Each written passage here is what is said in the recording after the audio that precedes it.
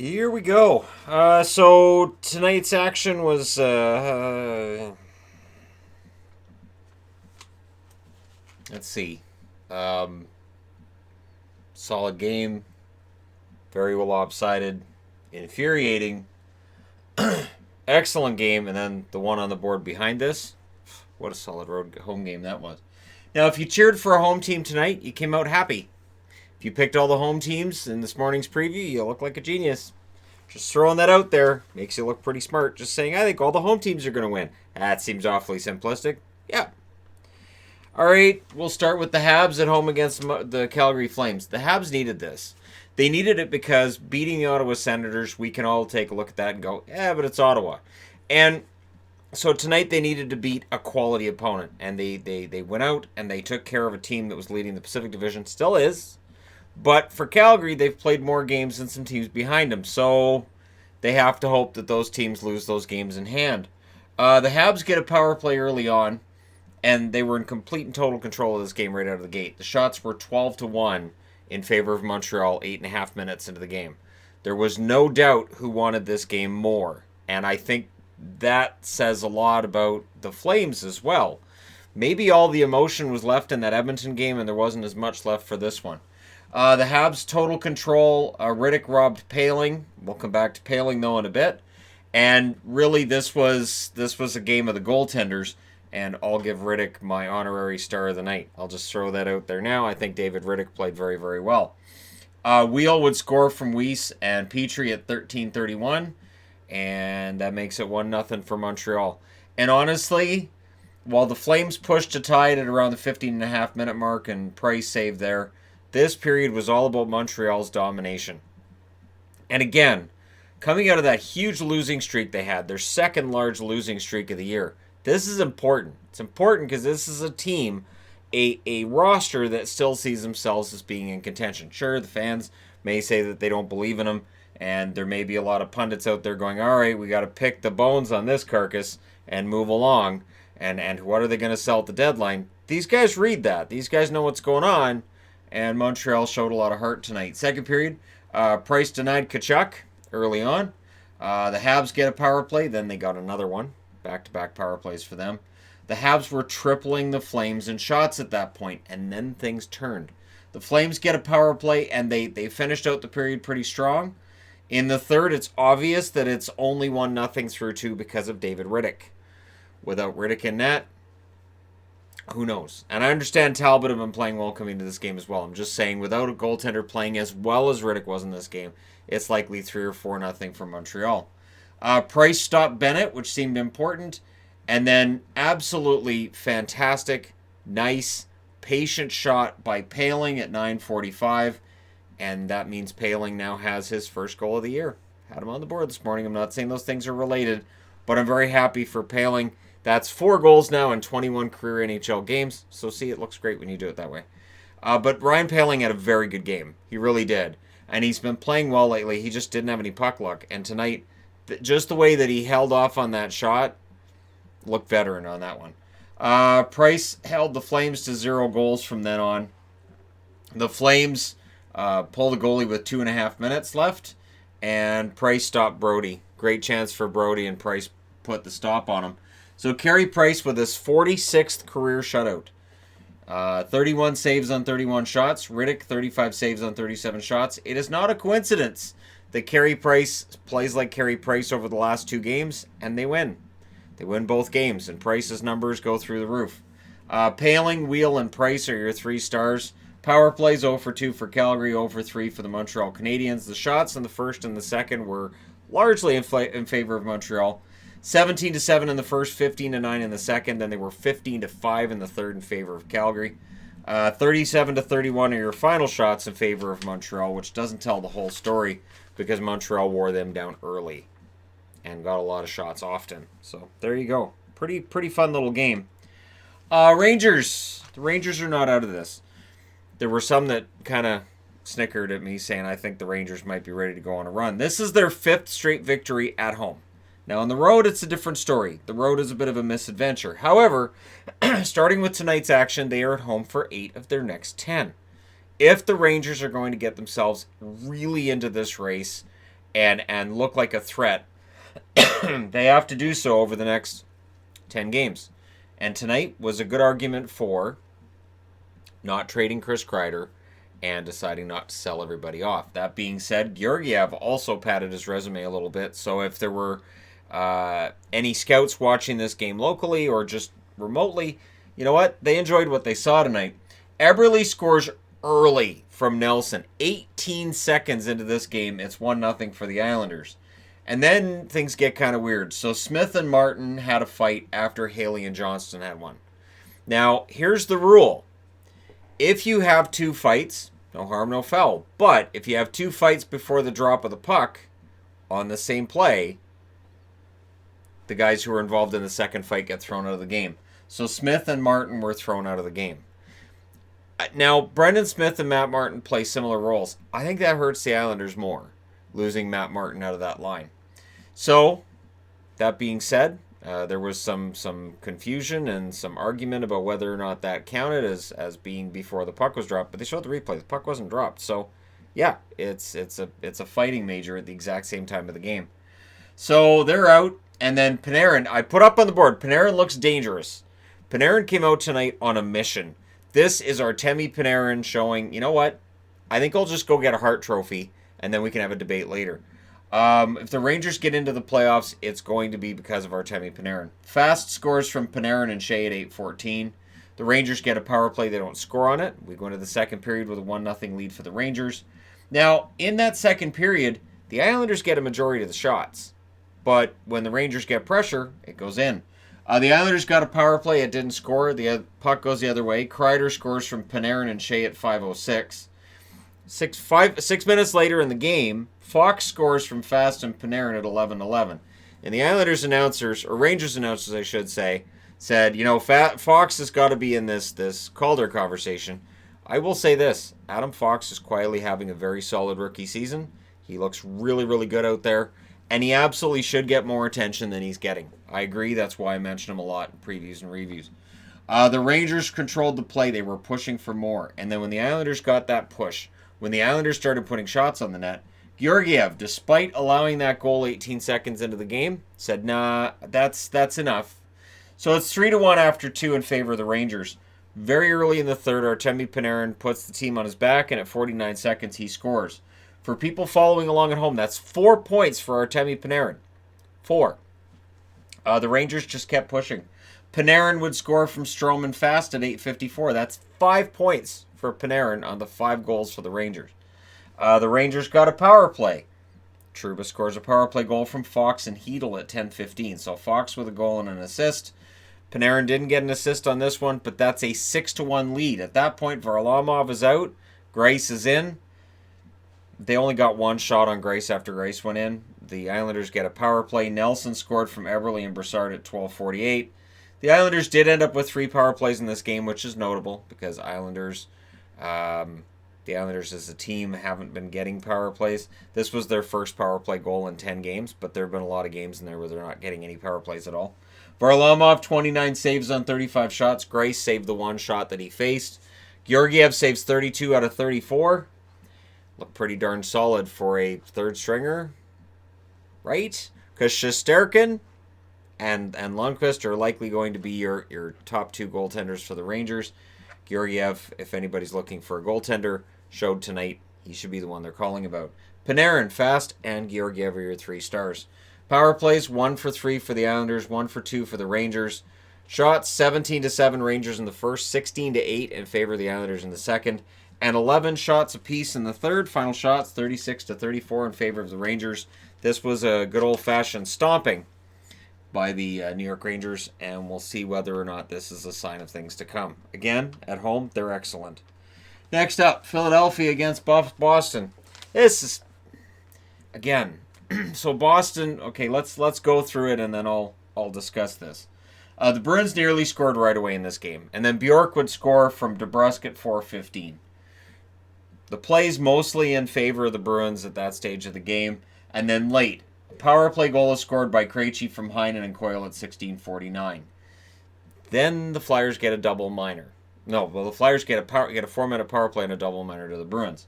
Hayes scores from Konechny and Van Riemsdyk at 18:22.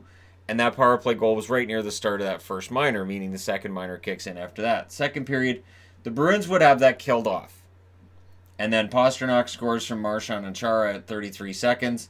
It's 3-1 in favor of Boston, and it looks like this is a really good game for Boston. But the one thing that kept driving me nuts was they just seemed so sloppy defensively. Right? So Sanheim scores from Couturier and Voracek at 1 minute and 12 seconds.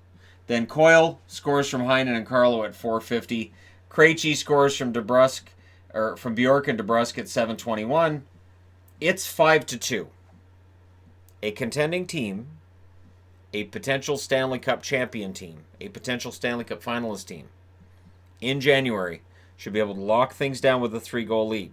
I've been discussing for the last about a month that a lead like this is pretty tough to overcome. The Flyers get a power play. They don't score on it. However, Couturier, using that momentum for the power play, gets a goal from Voracek and Niskanen at 13:12. Okay, it's 5-3. Just calm it down, and nope.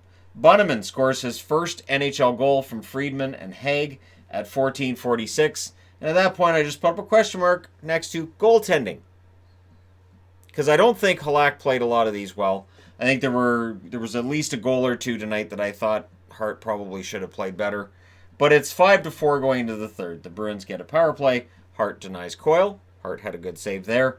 The Flyers get a power play, and then they get another. They don't score on those power plays, but at 12:58, Sanheim scores from Myers. It's 5-5. Huh. We go to overtime. And it's right about here that my heart starts to sink, because I know what happens when Boston goes to extra time. I've talked about it a lot. Halak denied Couturier. Krejci then held on to it for too long. Krejci had a good shot, but he just wouldn't take it. Held on to it for too long by the time he took the shot. Hart was ready for it. And McAvoy's completely and totally snake bit. Numerous times in this game, McAvoy had a good shot. Either went wide or it saved or whatever. Charlie McAvoy is not meant to get a goal this year. We go to a shootout. Konechny had a nice move on his goal. He did. It's the first one that went in. Marchand completely and totally botched it. So if you're not a fan of Marchand's, and 99.5% of NHL fans seem to not be fans of Marchand's, by all means, look up that footage. I know it made the Flyers night, and it kind of epitomizes Boston's problem. They now have 12, count them, 12 overtime loss points. 7 of them via shootout. 7 times they've gone to a shootout this year, and they've won 0 of them. 0. None. Nada. Zilch. Zip. And it's frustrating because as soon as it goes to overtime, I go, well, it's probably done. And I probably wouldn't have even bothered with the shootout other than the fact that every other game is done and the St. Louis game was in a second intermission. So I thought, well, I'll watch the shootout. And it was predictably frustrating. Halak saves 34 out of 39. Hart saves 26 out of 31. All 3 stars are from Philly. Absolutely. Boston blew a 5-2 lead. Understand why all 3 stars are from Philly. Konechny, Sanheim, and Couturier. Power plays, Boston goes 1 for 2. Philadelphia goes 1 for 3. The shots were 14-12 Boston in the first. 15-6 in favor of Philadelphia in the second. Both teams had 8 shots in the third.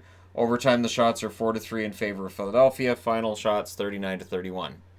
So again, this has been my issue with the Bruins that's been going on for a while.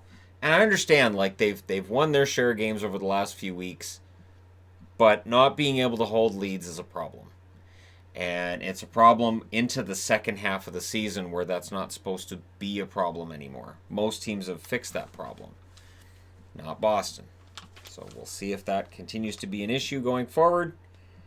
And we're going to move on to the next game. Carolina went into Washington tonight. Washington wanting to even the season series, and Washington did exactly that. Now, the shots were 3-0 Caps 4 minutes in. The Caps get a power play, and they held up the pressure throughout most of that first period. It would definitely achieve results. Ovechkin scores from Wilson at 11:58. The Capitals get another power play. They wouldn't score on that. But Ovechkin with his second goal of the period from Vrana and Backstrom at 17 minutes and 18 seconds. And what's weird about this one is that goal is scored on a delayed penalty. After the puck goes in the net, they then give a penalty to Jordan Staal for tripping, which caused Brind'Amour and the entire Carolina bench to lose their minds. I guess they were calling 2 penalties on Carolina, I guess, or there was a play that occurred after one referee already had his arm up before the puck crossed the line that they go, yep, that's penalty, or maybe after, or can't be after. It's tripping. It can't be after. But anyways, yeah, I was totally in agreement there. I'm like, wait a minute. It's a delayed penalty and Washington's getting a power play? That's some good stuff. So second period, the Canes got a power play. They got another. They had opportunities. But Samsonov, he's got to start becoming a headliner at some point, right? I have talked about Samsonov for the last few weeks and stated he is the best goaltender for the Capitals. I'm not stating whether or not he belongs in the All-Star game, but he is their best goaltender. And I don't know how close it is right now between Samsonov and Holtby. And I'm a Holtby fan. But to be honest, Samsonov has been the star goaltender for them. Solid defense by the Caps as well in this game. Their defense was really, really good. Third period, the Caps had a 5-on-3. The Canes had to kill it, and they did. And Mrazek, despite that second goal, you could argue maybe Mrazek should have had. But Mrazek, I thought, played a pretty darn decent game. And when your team doesn't score, you can't really come out and point the finger at the goalie and go, if you'd stopped that second one, we only would have lost by 1. So they pull the goalie with almost 3.5 minutes left. They call a timeout with 2 minutes and 40 seconds left. The Canes just can't come up with a strategy that's going to get them a goal on this night. And that is Samsonov's first ever NHL shutout. It's not going to be his last. It's just the first of many. Mrazek, 28 saves on 30 shots. Your 3 stars, Samsonov, Ovechkin, and Wilson. This is honestly, this kid is fantastic. He is making the general manager in Washington's job easy. Oh, how much does Holtby want? Nope. We've got Samsonov. We're good. Shots 14-6 in favor of the Capitals in the first, 10-5 in favor of the Carolina Hurricanes in the second, 11-7 in favor of the Capitals in the third. Final shots 30-23 in favor of the Caps. Power plays 0-3 for the Carolina Hurricanes, 1-6 for the Washington Capitals. So they had a number of chances on that power play, and they came through. Washington with a very, very good game, and for Carolina, they ran into Samsonov, who in the second and the third managed to shut them down. That being said, I need to change boards. Ah, yes, the one game on the board. This is where having the board system that I have now is different from last year. Last year I would have squashed 5 games onto one board and made it work. The most I was able to get onto one board at any time was 6. 6 games I got onto a board at a few occasions. This year I've held myself to a maximum of 4 games. So the 5th game of the night was St. Louis at home against the Anaheim Ducks. Anaheim is done. There's no other way to put it. Anaheim is they're just done. First period, Steen scores from Bortuzzo and Shen at 7:53. Now here's the tricky part. Comtois scores at 15:32. Nice steal and nice burial by him. And it was a good road period for the Ducks. And I thought the Ducks had 2 pretty solid road periods in this game. The problem is there's a period in between. So the Ducks, there are a lot of issues here. And a lot of them have to do with scoring and generating offense. Second period, Bozak would score from McEachern and Thomas at 2:21. The Ducks really needed to answer that, and they really couldn't. The shots were 6-2 Ducks at 5 minutes because every time that they tried to answer, Jake Allen was there. Allen had a pretty darn good game, but he didn't get tested nearly as much as Gibson in that period. There was 4-on-4 play for unsportsmanlike conduct of both players. I thought it was great. I love it when the referee announces it that way and just makes it sound like he's shaming them when he sends them to the penalty box. Jaden Schwartz would get a power play goal from Shannon Pietrangelo at 9:41. And as soon as it's 3-1, it's over. It's the Blues, and they're at home. And the Blues were looking to tie a record, and they got there tonight. Third period, the Ducks get a power play. That power play would end. David Perron took that penalty, and then he took another one. So Perron's on the board with 4 penalty minutes tonight, and no scoring for the Ducks. The Ducks had their chances. There were a couple of plays where I wasn't sure what the plan was. Like, whichever member of the Ducks it was, there was one pass by Getzlaff. There was another one. I don't remember who it was. There were a few passes on that power play where I said out loud to the TV, "Where are you putting that?" Nobody there. And so they were making it harder on themselves. And this is kind of what happens when a team's struggling. And right now the Ducks are absolutely in it. Barbashev would score at 10:29. How did he score? Well, Gibson's behind the net and he runs into his own defenseman, Lindholm. And it's not on Lindholm. This was kind of on Gibson, where Gibson didn't give Lindholm anywhere to go other than to run into him. And then Barbashev goes, "Thanks, I'll take it." And he puts it in an empty net because Gibson's behind the net with his defenseman. The Keystone Cops kind of thing there that's going on, that's the Ducks right now. That play kind of exemplifies their season, where everything just kind of falls apart. Defenseman runs into a goalie. The other team takes the puck and scores. Oh, and they can't score goals either. The lack of offensive punch is becoming more and more obvious as the weeks go by, the months go by. It is the same problem they had last year. Another solid game for Mikkola. I wanted to mention Mikkola in this because he didn't get on the score sheet. But whoever this kid is, it's another example of how a player will just come out and play for St. Louis that we haven't heard much about, especially if we're not following all the Blues prospects and everything. And he's pretty good.